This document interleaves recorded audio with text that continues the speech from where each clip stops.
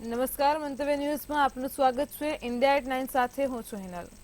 આજે પશ્ચિમ ઉત્તર પ્રદેશના સરહાનપુરમાં ચૂંટણી રેલી દરમિયાન પીએમ મોદીએ કહ્યું કે કોંગ્રેસ એક સમયે આઝાદી માટે લડતી હતી અને તેની સાથે મહાત્મા ગાંધી જેવા દિગ્ગજ નેતાઓ જોડાયેલા હતા, પરંતુ આજે દેશ એક અવાજ કરી રહ્યો છે કે આઝાદીની લડાઈ લડનારી કોંગ્રેસ તો સમાપ્ત થઈ ચૂકી છે। હવે કોંગ્રેસ પાસે રાષ્ટ્ર નિર્માણ માટે ન તો નીતિઓ છે કે ન તો કોઈ વિઝન છે। તેમણે કહ્યું, ગઈકાલે કોંગ્રેસ દ્વારા જે પ્રકારનો ચૂંટણી ઢંઢેરો જાહેર કરવામાં આવ્યો હતો તે સાબિત કરે છે કે આજની કોંગ્રેસ આજના ભારતની આશાઓ અને આકાંક્ષાઓથી સંપૂર્ણપણે વિમુખ થઈ ગઈ છે। વધુમાં તેમણે શું કીધું, આવો સાંભળીએ।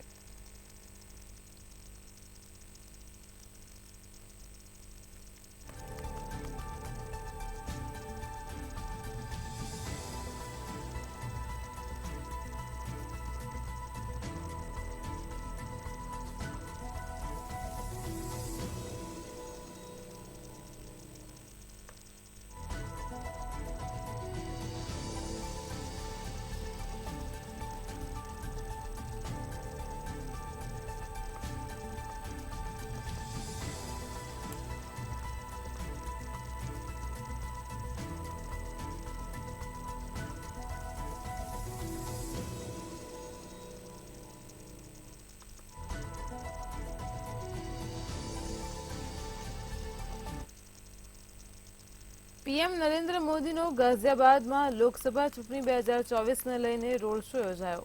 તો આ માટે બપોરથી શહેરમાં ઈ-બસની કામગીરી બંધ થઈ હતી। પીએમ નરેન્દ્ર મોદીના રોડ શો માટે ચુસ્ત સુરક્ષા વ્યવસ્થા કરવામાં આવી હતી। પીએમ મોદીના કાર્યક્રમને લઈને ગાઈડલાઈન પણ જારી કરવામાં આવી છે।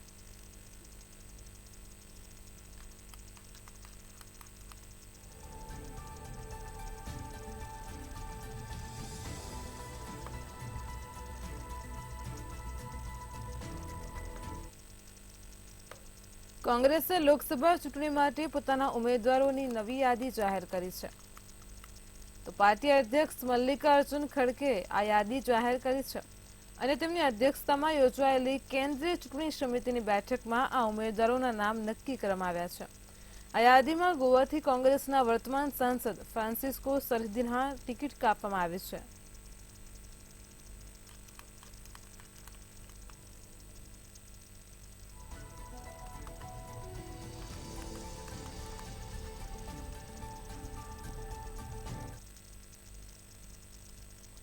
કોંગ્રેસના પૂર્વ અધ્યક્ષ સોનિયા ગાંધીએ જયપુરમાં વડાપ્રધાન નરેન્દ્ર મોદીના આરોપોનો જવાબ આપતા કહ્યું કે દેશથી કોઈ પણ ઉપર નથી, પરંતુ મોદી પોતાને મહાન માને છે। તેઓ લોકતાંત્રિક ધોરણોનું ઉલ્લંઘન કરી રહ્યા છે અને સમગ્ર સિસ્ટમમાં ભય ફેલાવી રહ્યા છે। આ સરમુખત્યારશાહી છે। આ દેશ અમુક લોકોની મિલકત નથી, આ દેશ આપણા બાળકોનું આંગણું છે। તો અગાઉ જયપુરના વિદ્યાધર નગર સ્ટેડિયમમાં આયોજિત આ બેઠકમાં કોંગ્રેસ અધ્યક્ષ મલ્લિકાર્જુન ખડગે સહિત પાર્ટીના ટોચના નેતૃત્વએ ફરીથી ચૂંટણી ઢંઢેરો રજૂ કર્યો। કોંગ્રેસ મહાસચિવ પ્રિયંકા ગાંધીએ કહ્યું કે વડાપ્રધાન નરેન્દ્ર મોદી તમામ ભ્રષ્ટાચારીઓને પોતાની પાર્ટીમાં લઈ રહ્યા છે। ભાજપની સરકાર આવતાની સાથે જ રાજસ્થાનમાં ચિરંજીવી યોજના બંધ કરી દેવામાં આવી હતી અને 25 લાખનો વીમો અને હવે 5 લાખનો થઈ ગયો છે। સાથે જ કોંગ્રેસના મલ્લિકાર્જુન ખડગે કહ્યું કે મોદી જ્યાં જાય છે ત્યાં નવું જુઠ્ઠું બોલે છે। તેમણે આપેલી ગેરંટી હજુ સુધી પૂરી થઈ નથી। તેઓ માત્ર ગાંધી પરિવારને ગાળો આપવાનું કામ કરે છે।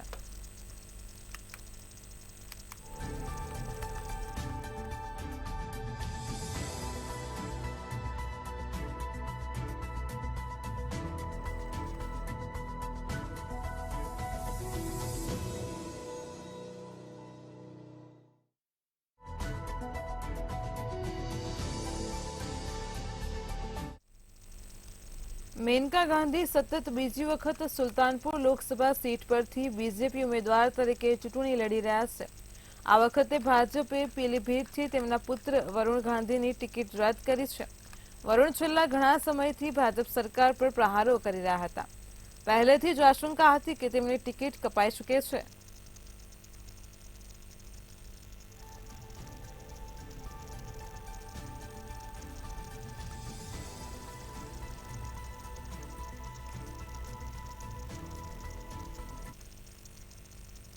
લોકસભાની ચૂંટણીની તૈયારીઓ વચ્ચે બિહારના પૂર્વ મુખ્યમંત્રી લાલુ પ્રસાદ યાદવને મોટો ઝટકો લાગ્યો છે. તો મધ્યપ્રદેશના ગ્વાલિયરની એમપી એમએલએ કોર્ટે હથિયારોની તસ્કરીના જૂના કેસમાં લાલુ પ્રસાદ યાદવ સામે ધરપકડનું વોરંટ ઇસ્યુ કર્યું છે. હથિયારોની તસ્કરીના કેસમાં 22 આરોપીઓમાં તેમનું નામ પણ સામેલ હતું. તો ગ્વાલિયર કોર્ટે 1998માં આ કેસમાં લાલુ પ્રસાદ યાદવને ફરાર જાહેર કર્યા હતા. યુપીની એક ફર્મના ડાયરેક્ટર રાજકુમાર શર્માએ ગ્વાલિયરમાં છેતરપિંડી કરીને હથિયારો અને કારતૂસ ખરીદ્યા હતા અને બિહારમાં વેચ્યા હતા. આ હથિયારો લાલુ પ્રસાદ યાદવને પણ વેચવામાં આવ્યા હતા. પોલીસે સંપૂર્ણ તપાસ બાદ જ લાલુ પ્રસાદ યાદવને આરોપી બનાવ્યા છે. આ કેસ એમપી એમએલએ કોર્ટમાં ટ્રાન્સફર કરવામાં આવ્યો હતો. એમપી એમએલએ કોર્ટે ધરપકડ વોરંટ ઇસ્યુ કરીને લાલુ પ્રસાદ યાદવને સમન્સ પાઠવ્યો છે.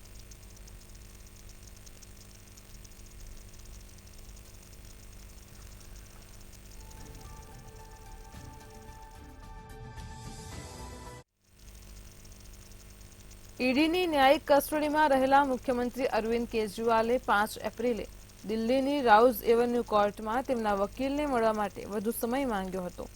કેજરીવાલે કહ્યું કે તેમની વિરુદ્ધ દેશના ઘણા ભાગોમાં કેસ નોંધાયેલા છે, જેના માટે તેમને વકીલ સાથે વાત કરવાનો પૂરતો સમય નથી મળતો. તેથી કેજરીવાલે વધુ સમયની માંગ કરી છે. આ સાથે જ તેમણે જણાવ્યું કે તિહારમાં બંધ કેજરીવાલ અઠવાડિયામાં 2 વાર પોતાના વકીલ સાથે મુલાકાત કરી શકે છે. તો દિલ્હીના સીએમએ તેને વધારીને 5 કરવાની માંગ કરી છે. જોકે ઈડીએ વિરોધ કર્યો અને કહ્યું કે અઠવાડિયામાં 5 વખત કાનૂની મીટિંગની માંગ જેલ મેન્યુઅલની વિરુદ્ધ છે. સ્પેશિયલ જજ કાવેરી બાવેજાએ બંને પક્ષોની દલીલો સાંભળ્યા બાદ 9 એપ્રિલ સુધી નિર્ણય સુરક્ષિત રાખ્યો છે. તો દિલ્હી લિકર પોલિસી સંબંધિત મની લોન્ડરિંગ કેસમાં કેજરીવાલ 15 એપ્રિલ સુધી ન્યાયિક કસ્ટડીમાં છે. ઈડી દ્વારા 21 માર્ચે તેમની ધરપકડ કરવામાં આવી હતી.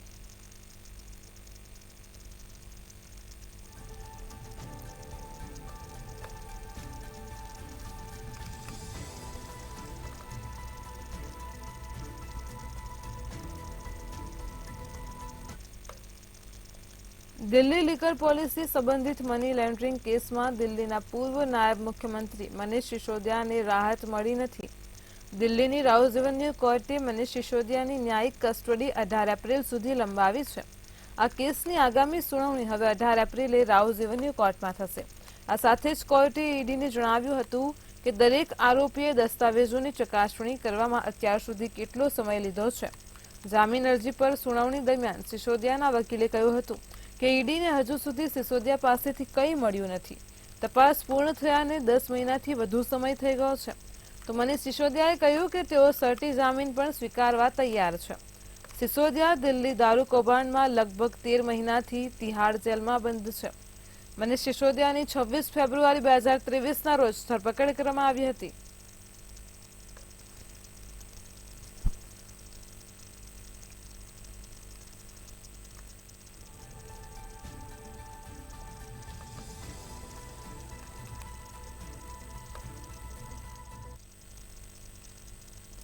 લોકસભા ચૂંટણી પહેલા પશ્ચિમ બંગાળના પૂર્વ મિદનાપુર જિલ્લાના ભૂપતિ નગરમાં સવારે નેશનલ ઇન્વેસ્ટિગેશન એજન્સીની ટીમ પર હુમલો કરવામાં આવ્યો હતો.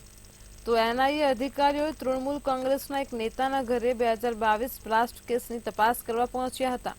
ગુસ્સે ભરાયેલા ટોળાએ તેમની કાર પર પથ્થરમારો શરૂ કર્યો હતો, જેના કારણે કારની વિન્ડસ્ક્રીનને નુકસાન થયું હતું અને તેમાં મુસાફરી કરી રહેલા એક અધિકારી ઘાયલ થયા હતા. તો એનઆઈએ દાવો કર્યો હતો કે પૂછપરછ માટે લઈ જવામાં આવતા 2 વ્યક્તિઓ પર હુમલો કરવામાં આવ્યો હતો.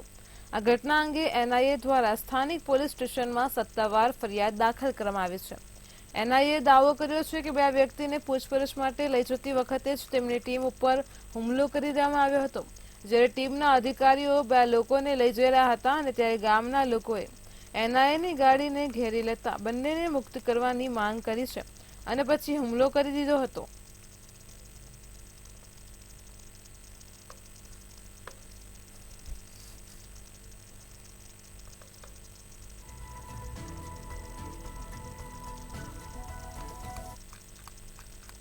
લોકસભા ચૂંટણી પહેલા મધ્યપ્રદેશમાં કોંગ્રેસને ફરી મોટો ઝટકો લાગ્યો છે.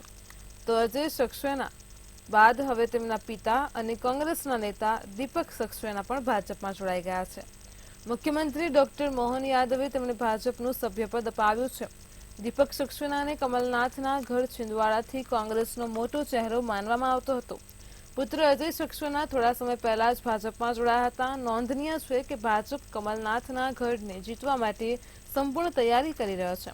કોંગ્રેસ છોડીને આવેલા પૂર્વ મંત્રી દીપક સક્સેના હવે ભાજપમાં જોડાઈ ગયા છે. તેમના પુત્ર અજય સક્સેનાએ પણ કમલનાથના સાંસદ પુત્ર નકુલનાથ પર તેમની અવગણના કરવાનો આરોપ લગાવ્યો હતો. 4.5 દાયકા સુધી કોંગ્રેસને સમર્થન આપનાર દીપક સક્સેના કમલનાથને છોડીને કમલ સાથે જોડાયા હતા.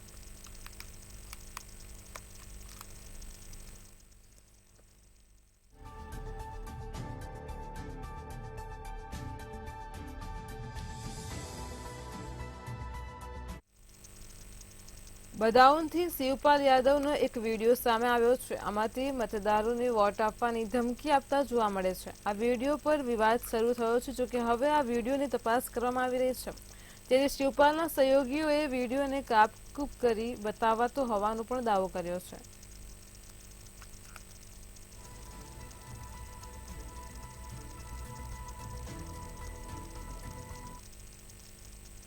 બંગાળમાં ઈડી બાદ એનઆઈએની ટીમ ઉપર હુમલો થયો છે. આ હુમલામાં 2 અધિકારીઓ પણ ઘાયલ થયા છે. હવે આ ઘટના પર રાજ્યના સીએમ મમતા બેનર્જીનું નિવેદન સામે આવ્યું છે. સીએમ મમતા બેનર્જીએ કહ્યું કે ભૂપતિનગરમાં એનઆઈએની ટીમે મહિલાઓ પર હુમલો કર્યો હતો. તેમની ટીમ પર હુમલો થયો નથી.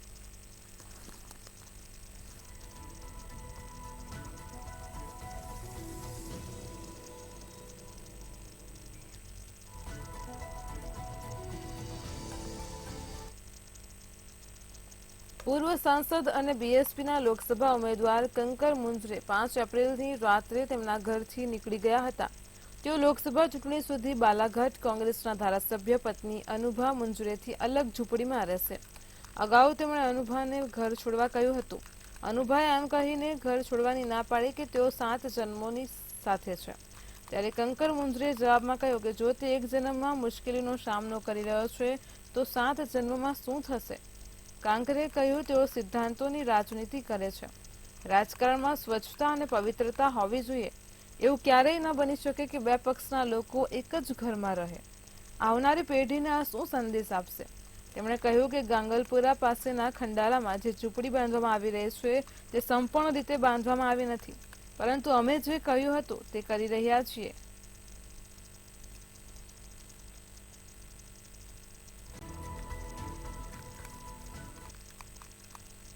રાજકારણમાં હંમેશા આગળ આવવા અને નિવેદનો આપવાથી ચર્ચા થાય છે, પરંતુ કેટલીક વાર તે ઊંધું પણ પડે છે.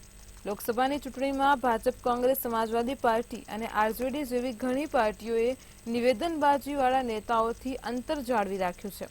ટિકિટ આપી નથી અને પ્રચાર માટે પણ નથી બોલાવી રહ્યા. 2 મહિના પહેલા તેમના હાઈકમાન્ડના મૌનથી ઘણા નેતાઓને પ્રોત્સાહિત કરવામાં આવ્યા હતા, પરંતુ જ્યારે કંઈક આપવાનો સમય આવ્યો ત્યારે તેઓએ મોં ફેરવી લીધા છે. આવા ડઝનબંધ નેતાઓ આજે ચર્ચાથી દૂર છે. સમાજવાદી પાર્ટીના સ્વામી પ્રસાદ મૌર્ય, આરજેડીના ચંદ્રશેખર અને બીજેપીના પ્રજ્ઞા ઠાકુર જેવા નેતાઓ પોતાના પક્ષના આરામખંડમાં છે. તો સ્વામી પ્રસાદ મૌર્ય પહેલા ઘણું બોલ્યા, પ્રતિક્રિયા પણ આવી હતી. હાઈકમાન્ડના મૌનથી તેમનું મનોબળ વધ્યું છે.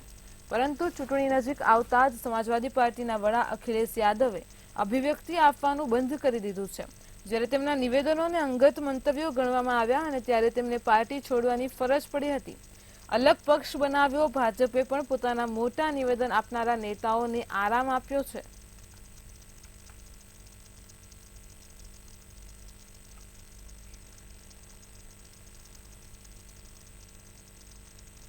આસામમાંથી અત્યાર સુધીનો સૌથી મોટો ડ્રગ્સનો જથ્થો ઝડપી લેવામાં આવ્યો છે.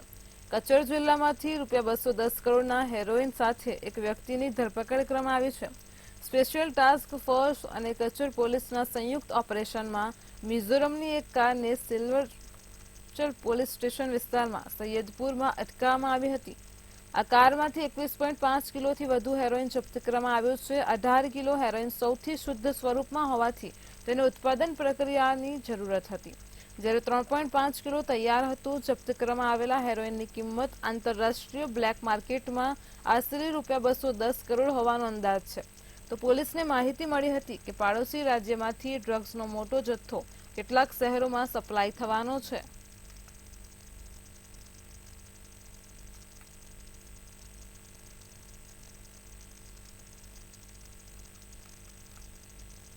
દિલ્હીના ઘણા વિસ્તારોમાં સીબીઆઈએ દરોડા પાડ્યા છે. આ દરોડા બાળ તસ્કરી કેસમાં પાડવામાં આવ્યા છે.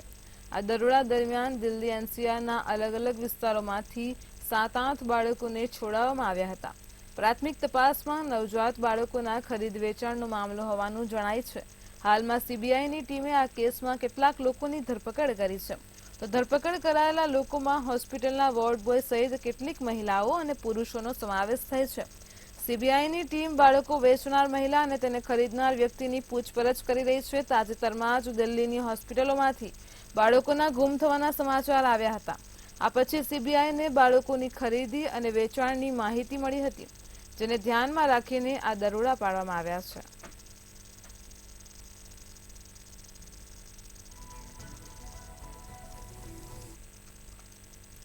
ચૂંટણીમાં મતદારોના દિલ જીતવા માટે હંમેશા નવી પદ્ધતિઓ અપનાવવામાં આવી છે.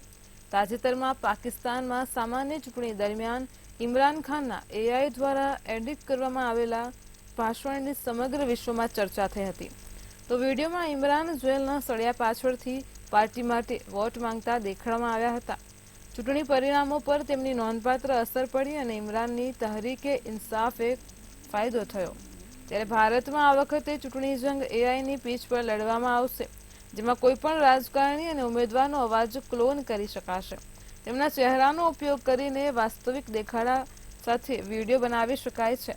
તો ભાજપથી લઈને કોંગ્રેસ સુધી પણ દરેક આ રીતે પોતાની પ્રચારની રણનીતિને ધારદાર બનાવવામાં વ્યસ્ત છે. ભાજપ મોટા પાયે નેતાઓના ભાષણો અને સંદેશાઓનો આશરો લેવાની યોજના બનાવી રહી છે. કન્નડ, તમિલ, તેલુગુ, મલયાલમ, બંગાળી, ઉડિયા, પંજાબી અને મરાઠીમાં મોદીના ભાષણોના વાસ્તવિક સમયના અનુવાદ પર પણ કામ શરૂ થઈ ગયું છે. તો કોંગ્રેસ અને અન્ય પક્ષો પણ મોટા પાયે એઆઈની મદદ લેવાની યોજના પર કામ કરી રહી છે.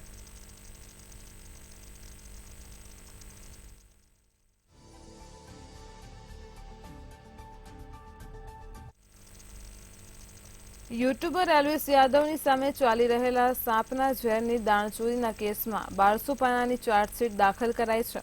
આ કેસમાં એલ્વિસ સહિત કુલ 8 લોકો સામે ચાર્જશીટ દાખલ કરવામાં આવી છે. તો આ ચાર્જશીટમાં એલ્વિસના સાપના પ્રેમીઓ સાથેના સંપર્કોનો ઉલ્લેખ કરવામાં આવ્યો છે. ચાર્જશીટમાં એલ્વિસ અને રેવ પાર્ટીનું આયોજન કરવા અને સાપનું ઝેર સપ્લાય કરવામાં સામેલ અન્ય લોકો વિરુદ્ધ 24 સાક્ષીઓના નિવેદન નોંધવામાં આવ્યા છે. આરોપી સાપના ઝેરની ખરીદી અને વેચાણના કાળા ધંધામાં સંડોવાયેલો હતો. નોઈડાના ડીસીપી વિદ્યાસાગર મિશ્રાએ કહ્યું કે તમામ નામના આરોપીઓ વિરુદ્ધ ચાર્જશીટ દાખલ કરવામાં આવી છે. કોર્ટ સમક્ષ પૂરતા પુરાવા રજૂ કરવામાં આવ્યા છે. પકડાયેલા 5 સાપ ચાર્મર્સ પાસેથી કોબરા સહિત 9 સાપ અને 20 મિલી સાપનું ઝેર મળી આવ્યું છે.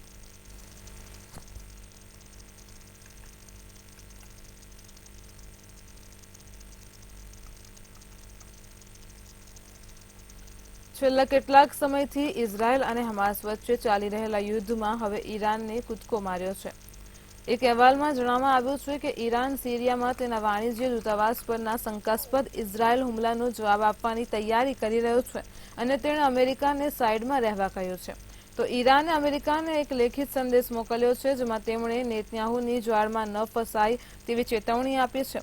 બીજી તરફ ઈરાનના રાષ્ટ્રપતિના રાજકીય બાબતોના deputy chief of staff Mohammad જમશીદીએ ઇઝરાયલના વડાપ્રધાન બેન્જામિન નેતન્યાહુનો ઉલ્લેખ કરીને ટ્વિટર પર લખ્યું કે અમેરિકાએ એક બાજુ હટી જવું જોઈએ અને જેથી તમને કોઈ નુકસાન ન થાય. જમશીદીના કહેવા પ્રમાણે આ પત્રના જવાબમાં અમેરિકાએ ઈરાનને અમેરિકન ઠેકાણાઓ પર હુમલો ન કરવા માટે કહ્યું છે. તો ઈરાન દ્વારા કથિત રીતે મોકલવામાં આવેલા સંદેશા મામલે અમેરિકા તરફથી કોઈ ટિપ્પણી કરવામાં આવી નથી. જો કે અહેવાલો મુજબ યુએસ હાઈ એલર્ટ પર છે.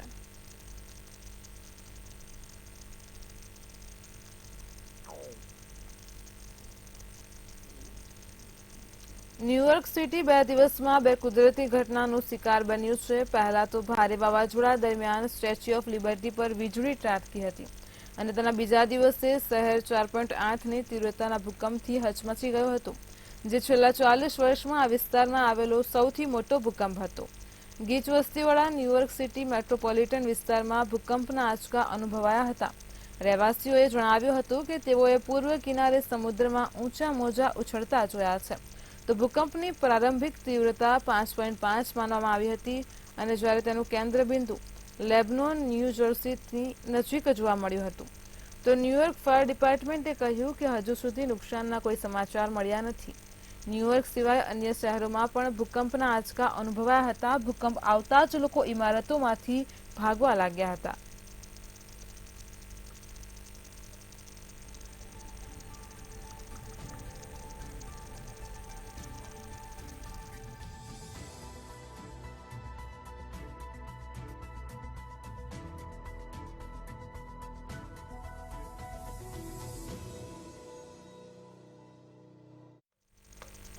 લોકસભાની ચૂંટણીને લઈને ભાજપ પ્રચંડ પ્રચાર કરી રહ્યું છે. સમાચાર સામે આવ્યા છે. આગામી લોકસભાની ચૂંટણીને લઈને રક્ષામંત્રી રાજનાથસિંહનો ચૂંટણી પ્રચાર સામે આવી રહ્યો છે.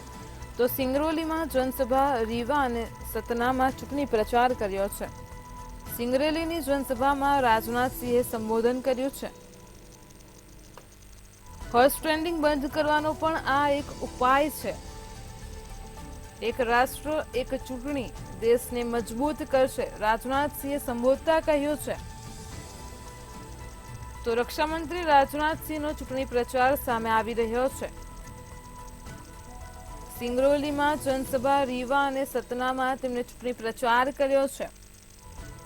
તો સિંગરૌલીની જનસભામાં રાજનાથસિંહે સંબોધન કર્યું છે.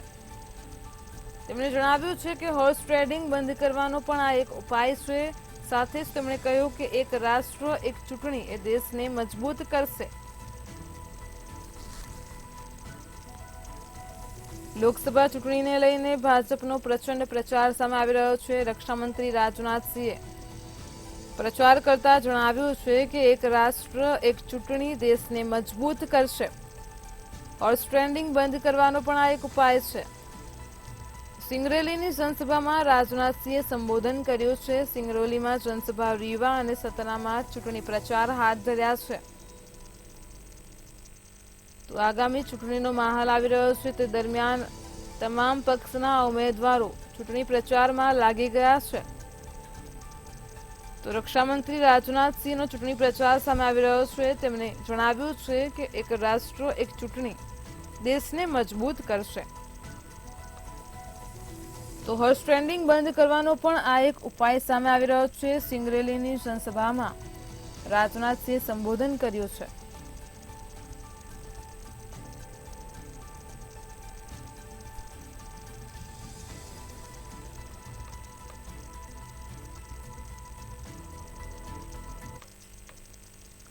જમ્મુ કાશ્મીરમાં 2 દિવસમાં ત્રીજી વખત ધરાધ્રુજી છે. તો સમાચાર સામે આવી રહ્યા છે. જમ્મુ કાશ્મીરથી 2 દિવસમાં ત્રીજી વખત જમ્મુ કાશ્મીરની ધરાધ્રુજી છે. જમ્મુ કાશ્મીરના કિશ્તવાડમાં ભૂકંપનો આંચકો આવ્યો છે. તો 3.8ની તીવ્રતાનો ભૂકંપ અનુભવાયો છે. જમ્મુ કાશ્મીરથી સમાચાર સામે આવ્યા છે. ભૂકંપનો આંચકો અનુભવાયો છે. કિશ્તવાડમાં ગઈકાલે પણ ભૂકંપના આંચકા અનુભવાયા હતા. તો હિમાચલ અને ચંદીગઢમાં પણ આંચકો અનુભવાયો છે. જમ્મુ કાશ્મીરથી સમાચાર આવ્યા છે. 2 દિવસમાં જમ્મુ કાશ્મીરની ધરા ત્રીજી વખત ધ્રુજી છે. ભૂકંપના આંચકા અનુભવાઈ રહ્યા છે. તો જમ્મુ કાશ્મીરના કિશ્તવાડમાં ભૂકંપનો આંચકો આવ્યો છે. 3.8ની તીવ્રતાનો ભૂકંપ અનુભવાયો છે. કિશ્તવાડમાં ગઈકાલે પણ ભૂકંપના આંચકા અનુભવાયા હતા. તો હિમાચલ અને ચંદીગઢમાં પણ આંચકો અનુભવાયો છે. જમ્મુ અને કાશ્મીરમાં 2 દિવસમાં ત્રીજી વખત ધરાધ્રુજી છે. ભૂકંપના આંચકા અનુભવાઈ રહ્યા છે. ત્રીજી ઘટના સામે આવી રહી છે. કિશ્તવાડમાં ભૂકંપનો આંચકો આવ્યો છે. તો 3.8ની તીવ્રતાનો ભૂકંપ અનુભવાયો છે. જમ્મુ કાશ્મીરથી સમાચાર સામે આવી રહ્યા છે. ભૂકંપના આંચકા અનુભવાઈ રહ્યા છે. 2 દિવસની જો વાત કરીએ તો તેમાં ત્રીજી વખત જમ્મુ કાશ્મીરની ધરાધ્રુજી છે.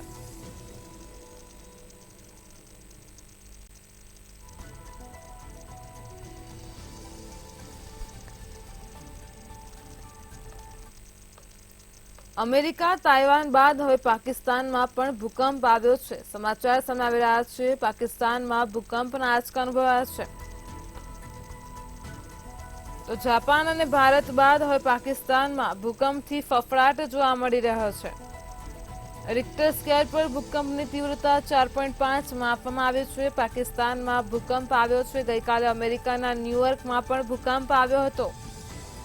અમેરિકા તાઇવાન પછી પાકિસ્તાનમાં ભૂકંપના ફફડાટથી લોકો ઘર અને ઓફિસની બહાર દોડી આવ્યા છે.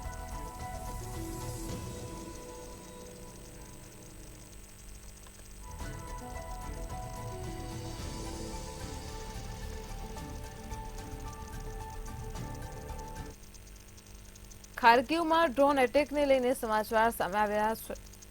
તો ઇન્ડિયા એટ 9માં વાત કરીએ છીએ ખાર્કિવની, જેમાં મીઠી નીંદર માણતા લોકો પર રશિયાનો ડ્રોન એટેક છે. ડ્રોન હુમલામાં 6 લોકોના મોત થયા છે, જ્યારે 10થી વધારે લોકો ઘાયલ થયા છે. નેશનલ ઇમરજન્સી સર્વિસ અને સિટી મેયર દ્વારા હુમલાની પુષ્ટિ કરાઈ છે. 8 બહુમાળી ઇમારતોને નિશાન બનાવાઈ છે, તો 3 ડોરમેટ્રી અને 1 પેટ્રોલ પંપને પણ નિશાન બનાવાયા છે. ખાર્કિવથી ઘટના સામે આવી રહી છે. ડ્રોન એટેકનો મામલો છે. ગવર્નર ઓલેગ સિનેગુવાએ હુમલાની પુષ્ટિ કરી છે. ડ્રોન હુમલામાં 6 લોકોના મોત થયા છે, જ્યારે 10થી વધારે લોકો ઘાયલ થયા છે. ડ્રોન એટેકને લઈને સમાચાર સામે આવી રહ્યા છે. આ હુમલાની પુષ્ટિ સિટી મેયર દ્વારા કરાઈ છે. નેશનલ ઇમરજન્સી સર્વિસે પણ આ હુમલાની પુષ્ટિ કરી છે. 9 બહુમાળી ઇમારતોને નિશાન બનાવાઈ છે.